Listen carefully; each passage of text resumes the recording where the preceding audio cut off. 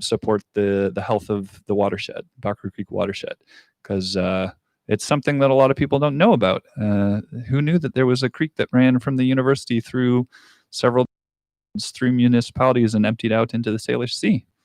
I do now. Maybe you do too. So go talk to Soren. You can even sign up as a member. It's just $10 for an entire household for 1 full year. And this, I think, is well worth $10, even more, but it's a free event. So I want to take a moment to arrive here and invite all of you to arrive here also. It's been a bit of a hectic day, and I arrived here shortly before 5 o'clock, and actually this time took a little bit of time to be here and go down and say hello to the beautiful creek running behind me. If you haven't had a chance to do that yet, I encourage you before you leave this park tonight to go and say hello to the water and introduce yourself.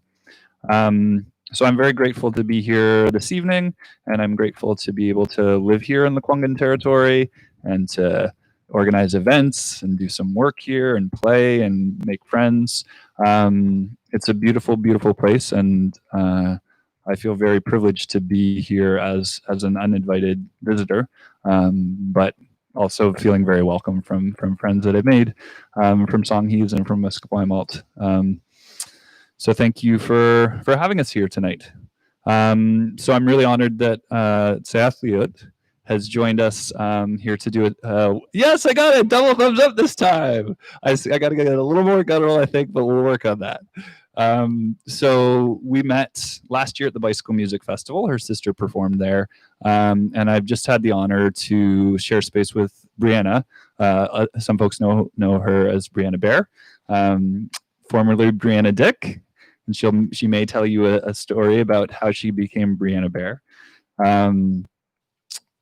Yeah, so we've shared space together in many settings over the last year, and I'm just always really feel privileged to be able to listen to the wisdom and to the warmth that she shares with us. So I hope that you will listen to the words that she says, and you'll feel them in your body and in your heart, and think about them as we go on from this. Thanks, Brianna.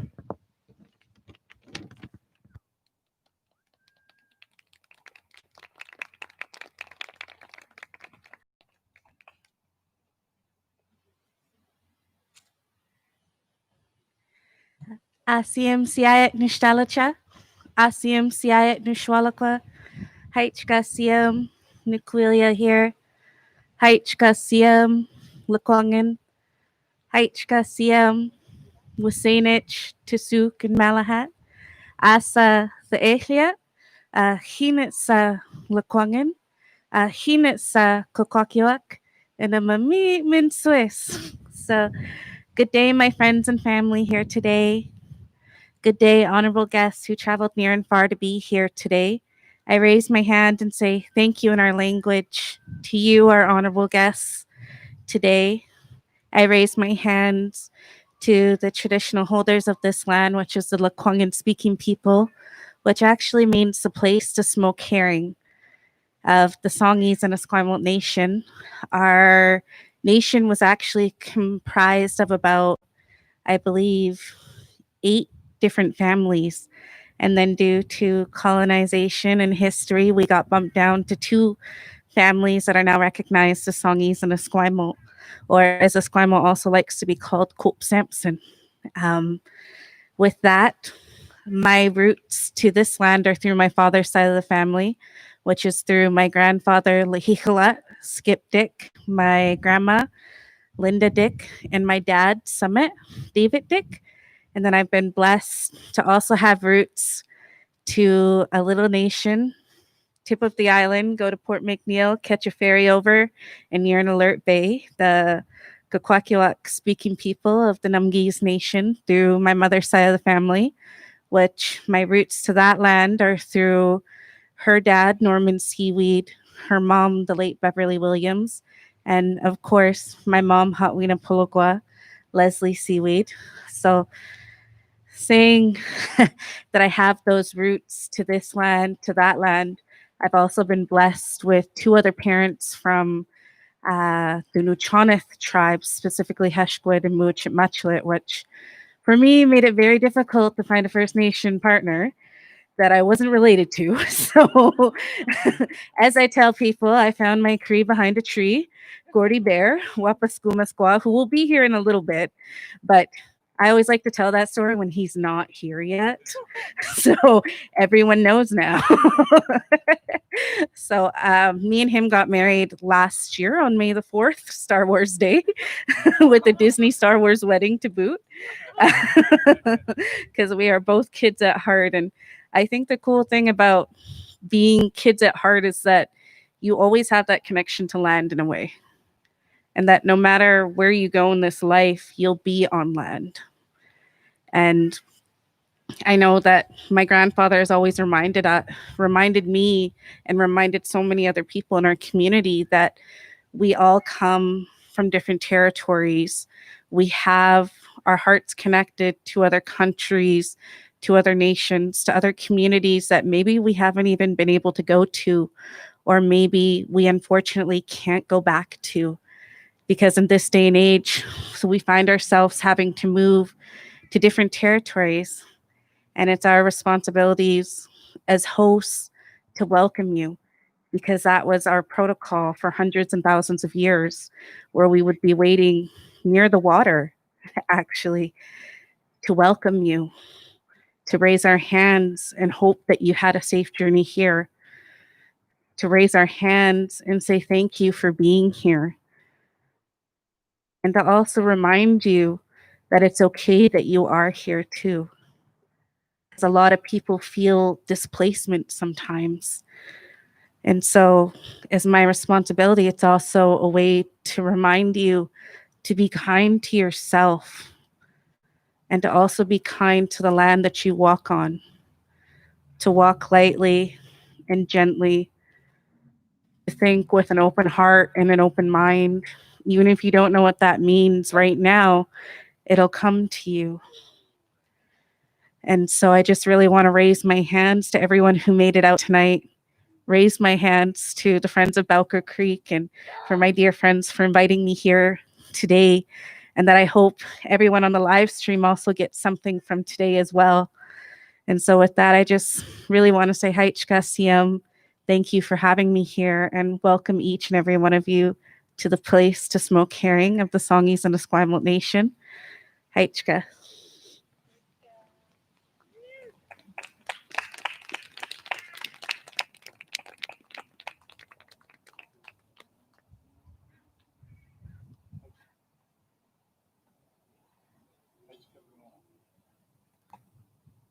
Haichka, oh, there we go. Haichka, Brianna, thank you so much for being here again tonight.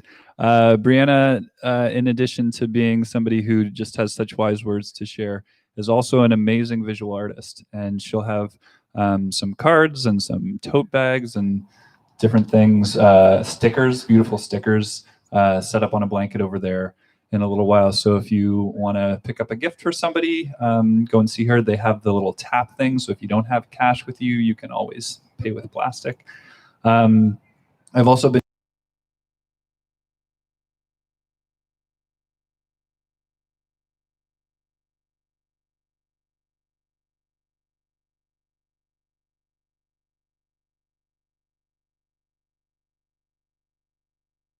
about the land here that we live on.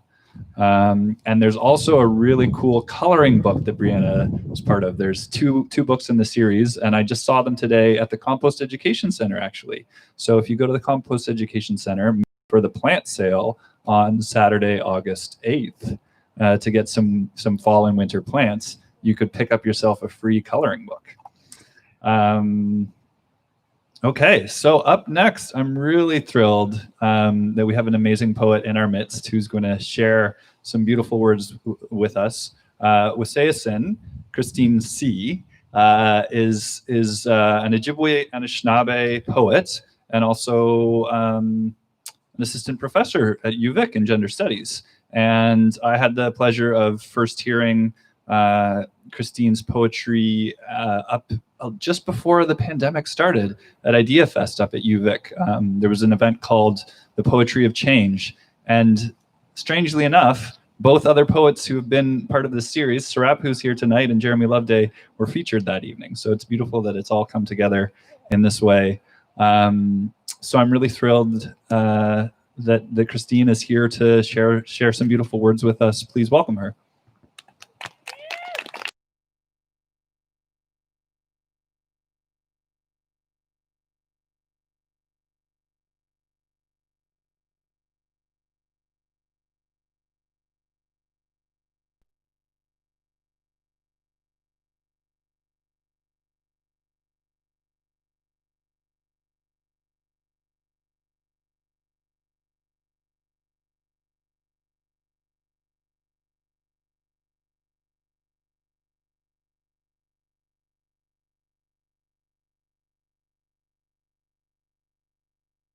Welcome to come around this way and spell me off.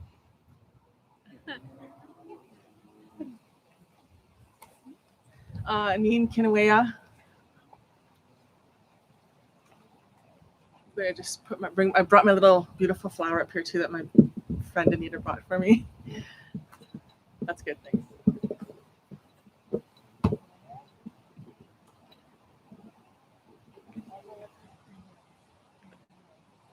I'll probably end up telling more story than reading poetry, but this is a beautiful bag that Brianna sells in case anybody wants to know what's on that table over there.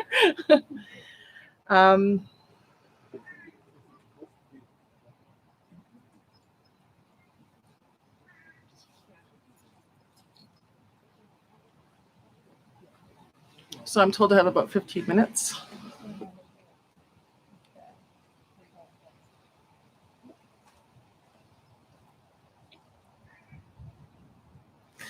So Chimigwech, Brianna, James, and all the people who are coordinating this. And, so Waseasa and Indigenous cause, Bakhtin and Donjaba, Minawa Bishka Kong and Donjaba, Makwa Wadodem, Minawa Apachi and Nongom.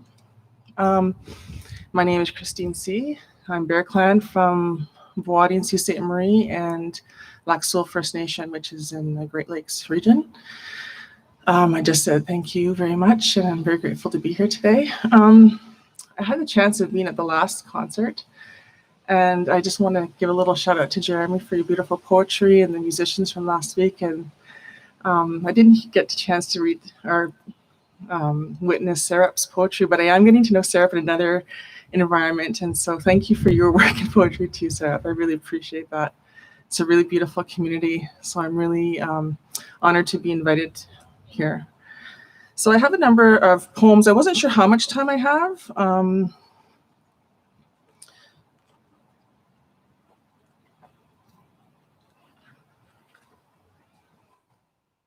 really happy to be able to share this poem that we just shared with my friends Rita and Anita. That it's been a while since I've actually done any kind of significant poetry reading, and it requires you to, have some sustained engagement with your breath. And I don't know that I have that anymore. So it might get a little awkward at times, but that's okay. That's okay. There's some pieces that I have to I should have some good breathing, but I might not be able to pull it off tonight. Age and all. So this lovely poem is, lovely poem. I say it's lovely because it's had a bit of a journey. I first wrote it in 2016. I was invited to read some poetry or create some poetry in response to a film that was being screened at Peterborough Film Festival in Nogojawaning, Peterborough, Ontario. It's where I moved from in 2016. And that film was Al Purdy Was Here. I'm not much for engaging with Canadian poetry, but I do have this weird kind of curiosity about it. And also the person that invited me to write a poem in response, Zisa, is very committed to decolonization, and there's a really lovely community of people, poets in Peterborough, as white folks really are committed to decolonization and really want to create opportunities for Indigenous folks, Black folks, all folks to really kind of shake up that paradigm, do what we can in this life that we have. So she invited me to write this poem, and I watched the film, and I really empathized with Al because I'm not familiar with his poetry, but really appreciated that they were this home that they were building. It was about their A-frame house in some town in southern Ontario, little town. And what I really empathized with was Al is this kind of broke guy all his life, but he was embraced through his poetry with the Canadian Poetry Establishment. And I was like, oh, that's such an awkward place to be. You kind of grow up poor and working class, and then you're rubbing shoulders with these icons in poetry. So I kind of empathized with that. And then of course him and his wife Judith were kind of broke and trying to build this A-frame house. So at the time, though, I was doing a lot of kind of research from my apartment window and watching the squirrels and what they were doing. And anyways, there was this poem percolating. And at the time that this invitation came, it was good timing because this film kind of served as a midwife for this poem. So I read it, didn't much with it afterwards, but have been re-prompted back to it. And it's going to be coming out in a few months in Cantheus, Feminism, and Literary Arts Journal. So I'm very happy to be able to read it today.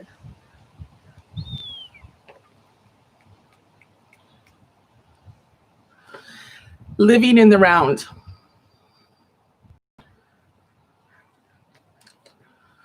I'm desperate for the sound of wah, the sound of circle and curve and round. Desperate for living in meaning made by my relatives, living in bays, sheltered pines along living roaring rapids, living at the mouth of the river.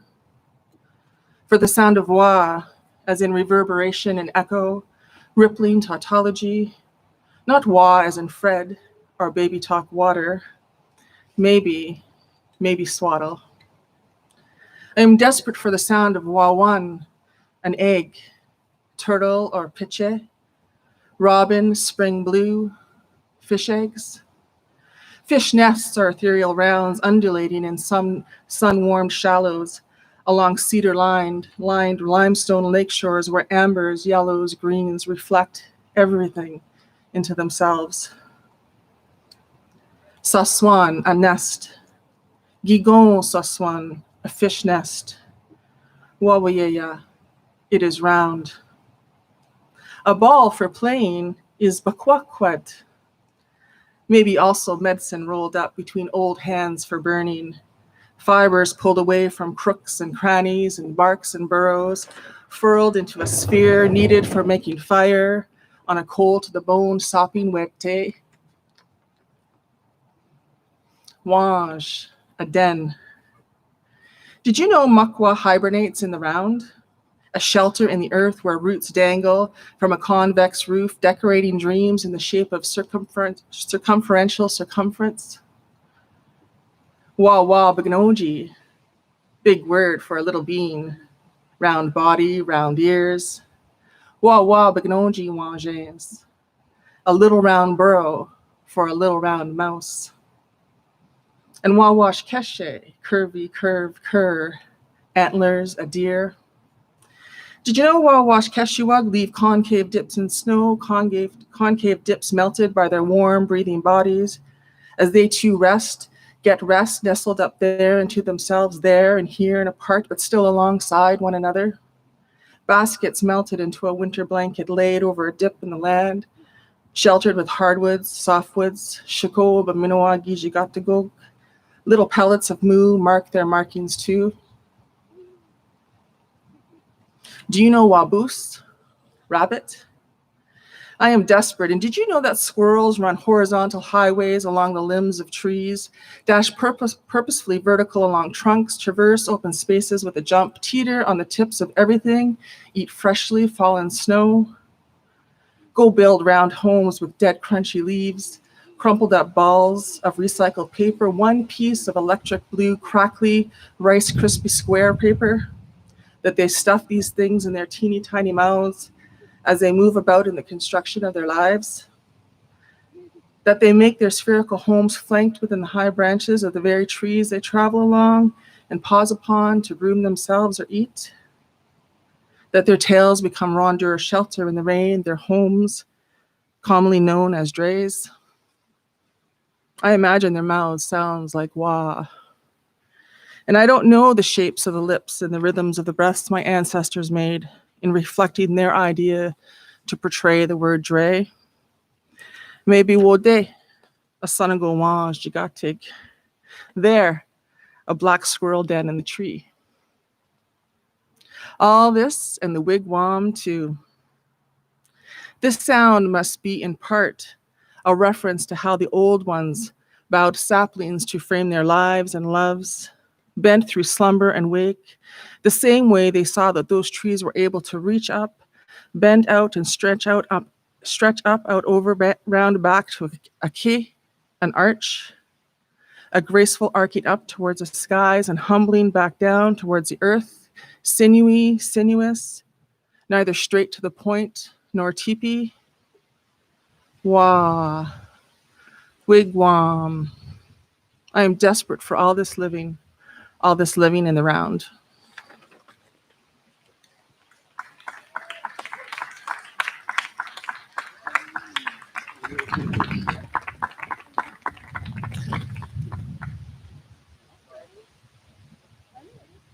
I keep thinking I'm hearing thunder. That's not thunder, is it? Oh, I miss thunder from back home. Are you from Ontario? Whereabouts? Like Southern Ontario? Yeah.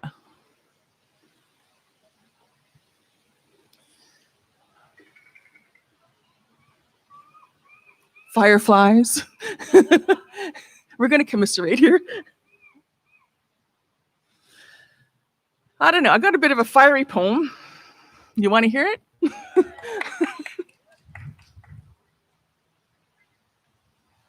Okay.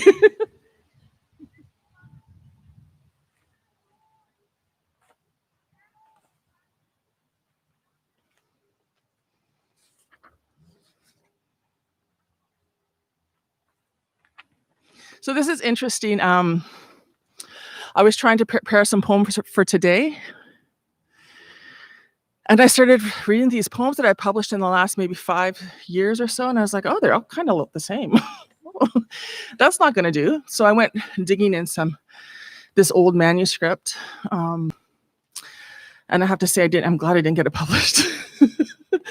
But in that manuscript, there's these 2 poems that really touched me.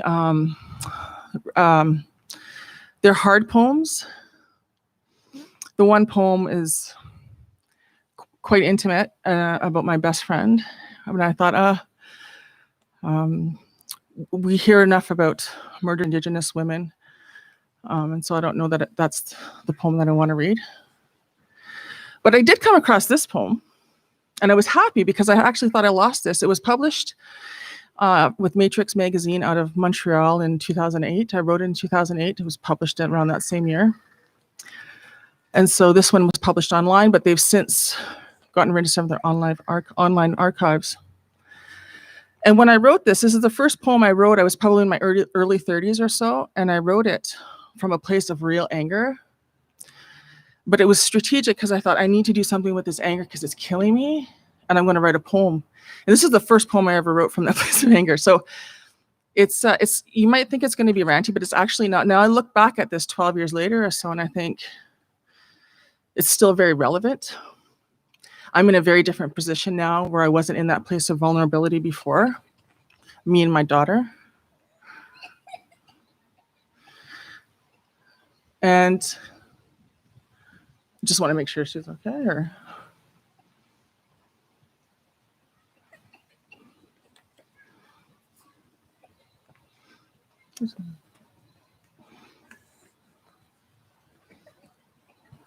I think she's okay. So, I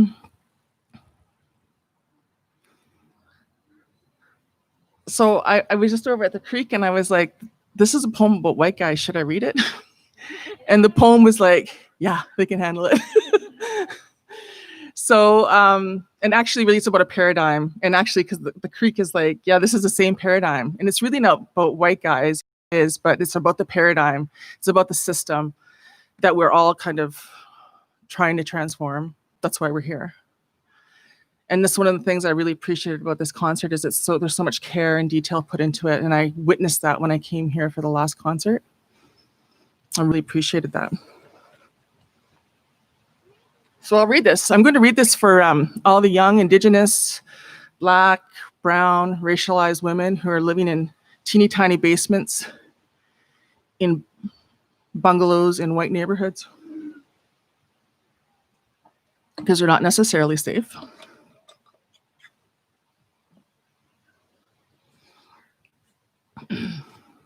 This is the one where I need to have good breath, and I'm not going to, so bear with me. Wonder Bread White Boy. Akimbo you stand, you'll never fall when beside mixed me, no matter how tall, because you're a Wonder Bread white boy with a constructed plight. Get your trade skill diploma, nothing but future in sight. Landlord majesty, shaping yard topiary, the driveway, the roof, you do dishes too. Talk quiet and gentle for a Wonder Bread land view. I'm a nice guy, you say, 3 times fast, and continue on you do with your monologish trash that harkens upon myth, but you don't know from where. And out of your mouth you sputter and say, deal with me civilized, not in an aggressive way. I'm a very nice guy. I accommodate you. Into this incredulous spew, I say in my brain in hidden text, white savage talk dirty to me. In my face, before my little girl, in public space. White savage talk dirty to me. White savage civility makes me ride tension between fight or flee, makes me laugh, rage, weep, fury, growl, and cry. And into my space you went skulking around, telling nobody when I was out of town. Truth confirms a feeling in my gut. You're a nice boy, white boy, procreating smut in Wonder Bread, nice bread, white land, home fed. With nobody watching in the shadow, in the dusk, did you stroll into the folds of my Merlot room, tainting it with your white privilege perfume? Did you lay eyes on me, see me standing there on the wall, framed in black and white, clothes barely on there?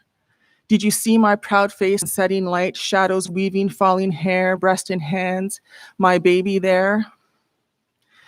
Mr. Nice Boy, White Boy, did you see all the books, psychology, astrology, and indigenous peeps, wild women, gritty poems, and wars en Afrique?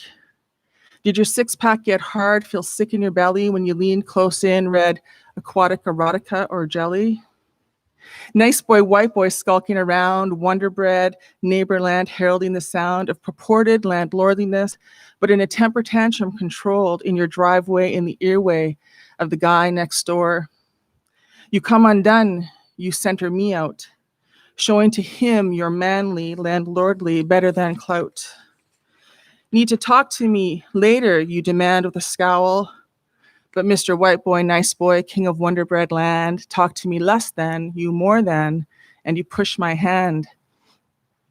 So I stood proud and loud and put myself into the center with you. Nice boy, white boy, for all your neighbors to view. Like that, yeah, didn't know what to do with a woman who talks faster, is sharper, uses more syllables than you. And something else too, I know to be true, confirmed as it was in your proud boy stew, through layers of false stratus, your pseudo status I saw through. White boy, nice boy, you move too fast with the nice girl with a cultural pearl, parents who'll ensure her class. So a bungalow from her daddy-o to accommodate you, Mr. White Boy, Nice Boy. Couldn't control and nice boy, white boy got no cash to carry on without marrying her. There's children here. I wasn't expecting that. Makes you a dependent no matter what you do on her daddy-o and on pretty brat girls too. White boy, nice boy, keep in check what you do. Faced with an Indian woman, you'd be wise not to stew, don't even have a clue. Poor boy, white boy, come all undone. And at the end of the month, it was a very hard run. But poor boy, white boy, one day you'll see that my words softened you up for the next Anishinaabe Kwe like me. So I have 2 other poems. Can I read them? Okay. The other poems are lovely in a different kind of way. I thought that one was lovely too. Thank you. Yeah. Thanks, Ontario. So this one is a nod to here. By that, I mean I wrote it here based on building a relationship with a particular place in this area, which many of us know, if not all of us, is Goldstream Provincial Park during the salmon run.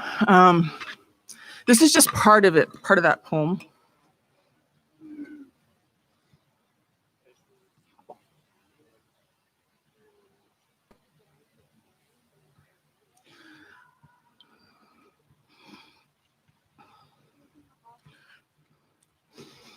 And this is about being Anishinaabe here in the land, or it's just being about Indigenous women in a place that's not your home, you're away from folks. Even maybe you have tensions with your own community. You have to forge your own kind of way. It's called Go. Be with the salmon, even if they're in the middle of a provincial park. Go. Commune like a woman out of territory with the fishes. Be a bear. Make your damn ceremony, because nobody's going to make it for you. Nobody's going to grab you by the hand and say, Bijan, Bijan, come on, over here, this way. Nobody's going to scoop you up in the arms and say, come, child, I got you. This is how you do it. Be afraid, be unafraid. Like the first question asked, the first talk back to bigger and stronger and power. The parent that was not supposed to back you into a corner again and again. The first voice raised in self-defense, protection, protest, refusal, non-consent. The first walk out the door. The first language class, powwow, native class, talking circle, sweat, fast, lone, long distance drive on a northern highway, alone. Go. Be unafraid to get up earlier than everyone else in your world and see about the salmon. Be unafraid to do normal, be illegible, to be unintelligible, to be the woman who, to be woman, to be you, woman. Go. Put yourself in the center of the universe. Make the center if you have to. Make the universe. Bring tobacco. Sprinkle it everywhere. Offer it up. Sing a song. Let the smile be wide. That's the Milky Way. Driving early on a Saturday morning to go greet the salmon. Body tingling, excited, vibrating at a higher level. Sit in that beautiful feeling. Smile the galaxy, a new one. Make your own damn ceremony. Go.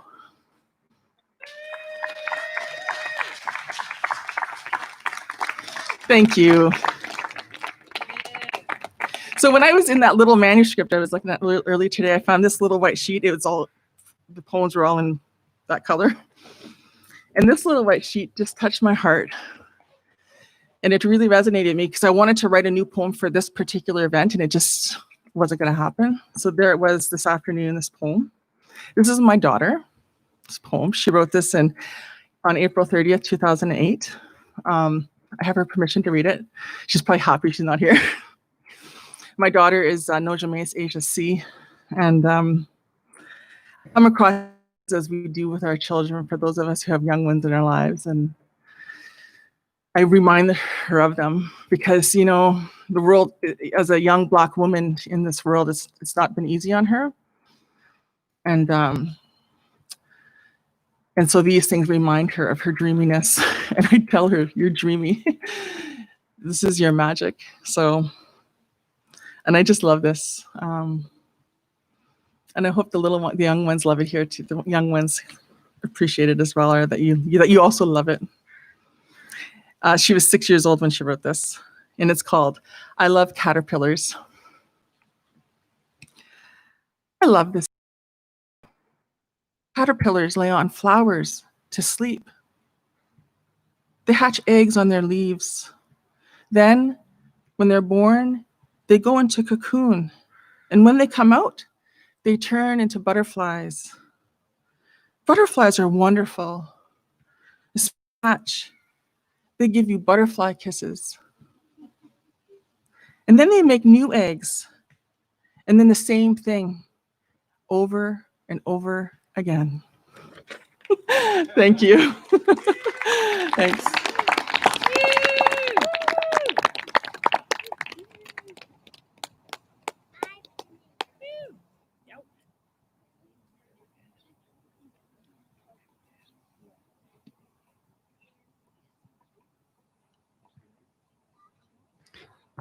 Miigwech, thank you so much. That was beautiful. Wow. Gonna just allow that goosebump moment to ride for a little bit. Whew. Okay. Well, I don't really know what to say after that. So I'm just going to invite Soren to come up here briefly and tell you a little bit about the Friends of Bowker Creek and about how you can maybe get involved with helping to protect and restore the watershed that we're in right now. I have one suggestion, and that is before you leave, you could go down to the creek, introduce yourself, say hello, and if you see any garbage, take it home with you and put it in the trash. Just a small little gesture. So Soren from the Friends of Bowker Creek Board, here to tell you a little bit about what they're doing, and I'm going to make the COVID-friendly mic switch.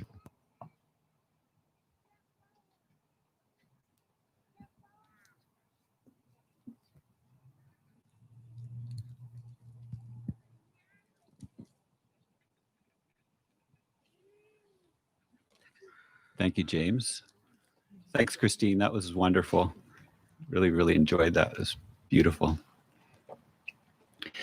So this is the recent history, a 100-year action plan to restore the Bowker Creek watershed. So a little bit of context here. This is one of the open sections of Bowker Creek right here in Browning Park. North of it, it's all in a culvert underneath Shelburne Street. South of it, it goes into a culvert at Wordsworth and down along Doncaster. And then there's open sections down by school site and also in Oak Bay. A lot of people know the site in Oak Bay because it was landscaped in the 1980s, and there's wide paths and views of the creek. So people think of Bowker Creek down in Oak Bay. Speaking of Oak Bay, this summer we started a stream keepers group, and there's an invitation on our website and went out by email for people to join the stream keepers group because we want to bring chum salmon back into those lower reaches of Bowker Creek. Wouldn't that be something? Yeah. And today I was like amazed at the response to this invitation. People really want to get down and get in the water. You know, they want to touch the creek.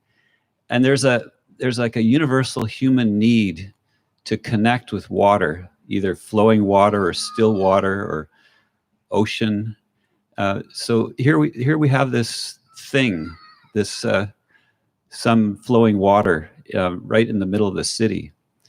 And so this elaborate plan is an attempt for people to get together and maybe reverse some of the engineering that was done to the creek over the years, and maybe do some things that work with nature.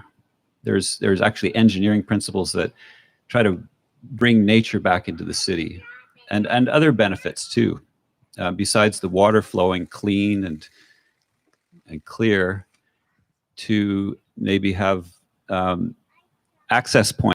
Can actually get down and look at the creek, maybe touch it, drop something into it. As we did last year, we dropped some leaves that were cut into shapes of fish, and we made a wish for the trout to come back from this point. Who knows? So I invite you to become a friend of Bowker Creek, and if you're interested in doing any streamside work, there's projects all throughout the watershed. At Cedar Hill Park, Peter and Susan, who are here tonight, they're on the board of Friends of Bowker Creek, and they run regular invasive plant removal in Cedar Hill Park, and an annual cleanup at Bowker Creek near Cedar Hill Park, and lots of other things going on. Enjoy the rest of the evening. Thank you.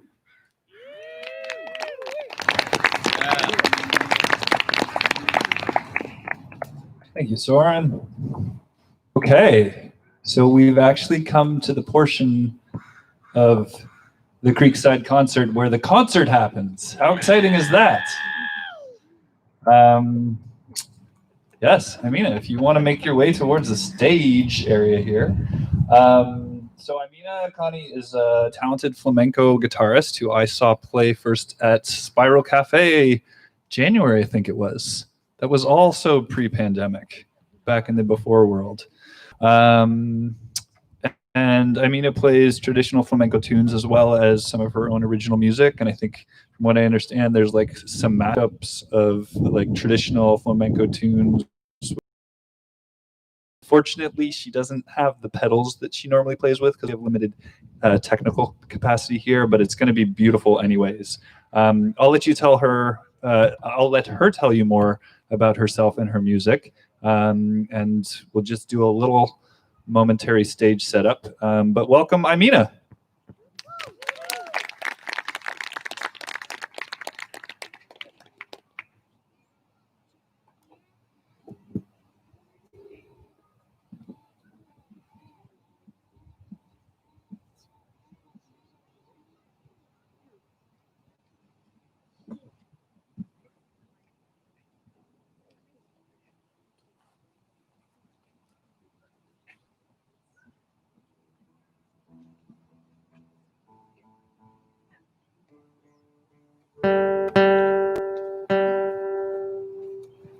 Hi, guys.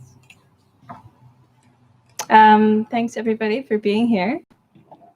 It's been a long time since I've performed actually, so it feels really nice to be here tonight. And yeah, I feel really grateful. So yeah, I'm just gonna play some of my songs, some traditional flamenco stuff, and just see how it goes. Thank you.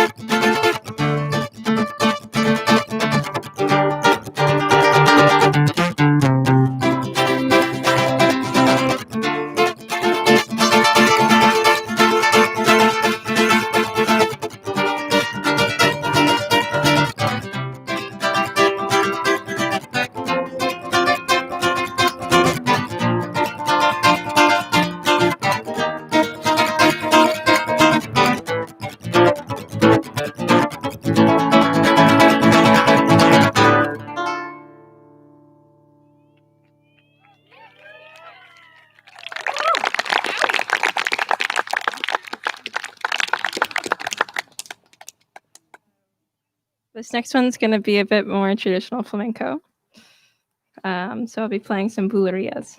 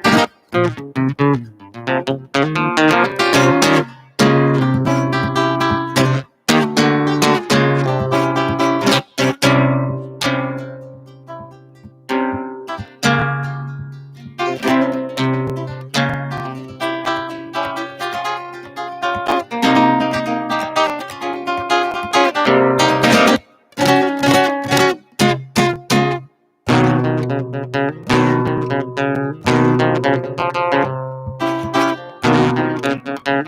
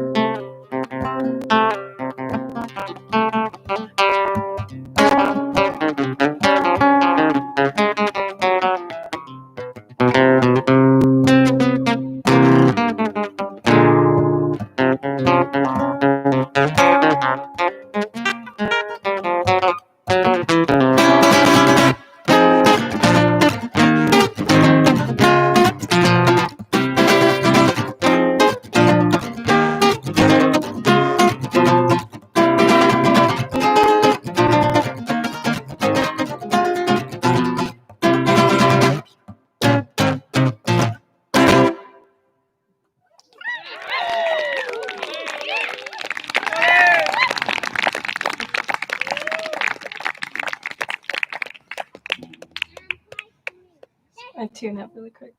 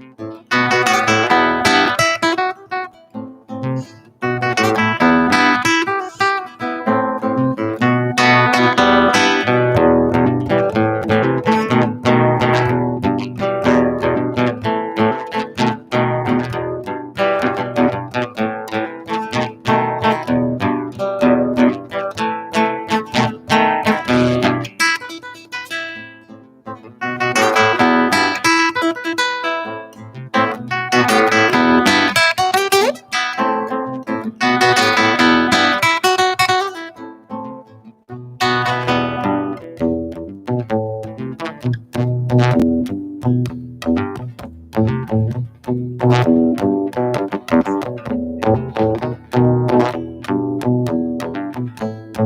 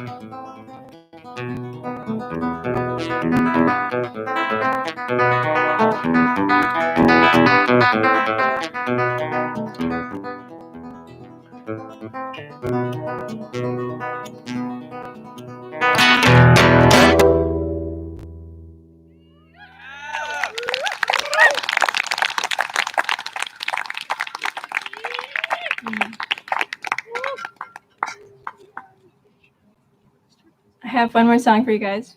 I just want to say thanks again to everybody. Thanks to James for inviting me to play here. Yeah, I'm just happy to play some music again and be outside and be with people. It's really nice. So thanks everybody for coming here tonight. And yeah, I have one more song for you guys.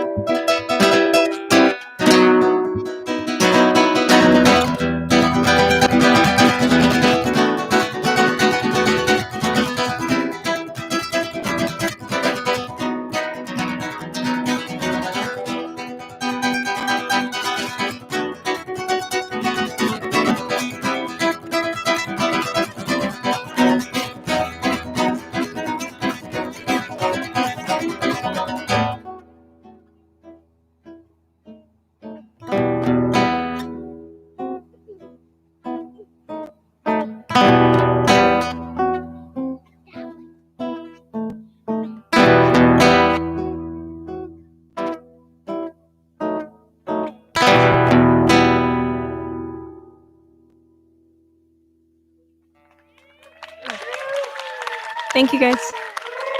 Thank you. Thank you.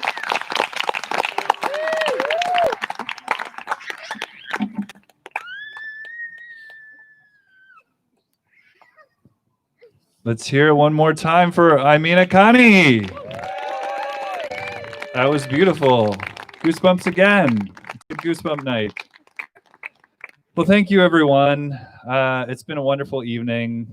Thanks again to Taslit, Brianna Bear, for welcoming us here to this beautiful territory. If you haven't had a chance yet to go and check out the artwork back there, it's really beautiful. I have a sticker on my water bottle and I get comments on it all the time. There's also cards and clutches and tote bags and stuff. So thank you, Brianna, for being here, and Gordy. Thank you to Wasayasin, Christine C, for being here and sharing those beautiful words of poetry. Yeah, let's hear it for Christine. And there's a link on the creeksideconcerts.ca website. There's links to the bios. There's bios for all of the different artists that have played during the series, and links to websites. So you can go to Christine's website and read some more of her really wonderful writing. We're very, very grateful to the District of Saanich for financial support, and also to the CRD. No, sorry, not the District of Saanich. They did not fund this. Specifically, they did not fund this event. It's very clear that we have to separate those. So the CRD and the Saanich Legacy Foundation. Thank you to those two funders. I'd also like to thank Soren and Gerald and Ruth and Peter and Susan from Friends of Backer Creek Society. Shout outs to Jay on sound, making it sound good all of the time. We got Colin on the live stream here. Sandy's in the back. If you haven't had a chance to create a beautiful owl out of reclaimed cardboard, I think we might have a few left. Go and get them while it's the last concert, so take them home with you. We've got Carissa taking photographs, and I'll be posting those soon. Thank you, Carissa. Thank you to Kayla and Lee and Calix and Eva for volunteering, helping with the bikes and giving people directions and keeping crowd control so we didn't get overrun with more than 50 people. Thank you to Lydia Beauregard for designing for the beautiful artwork for our poster for the series, and to everybody who pedaled and everybody who came and listened so attentively. You folks have been awesome audiences all season long here. So thank you. And there's videos of all three of the concerts in the series. They're up on YouTube now. This one will be finalized shortly. So check those out, and you can listen to some other beautiful poetry and music from our other past two concerts. So this has been season 2 of Creekside Concerts. We hope that maybe season 3 will happen in 2021, and that we won't have to shoo away people from breaking the 50 mark. So who knows what will happen, but perhaps we'll see you next year. Thank you for being here. Thanks for supporting live music and culture. And I hope that you can kind of go away with the words that Brianna shared with us earlier, thinking about how we can be on this land in a good way. So thank you and good night.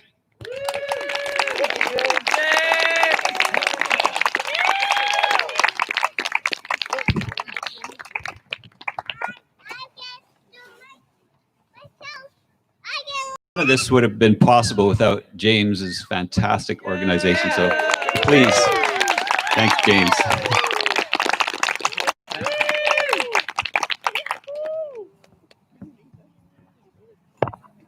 Thank you all. Good night.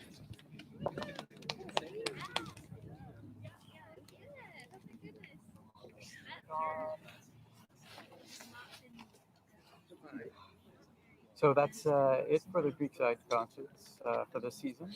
Looking forward to seeing everybody next year. Have a great time. Bye.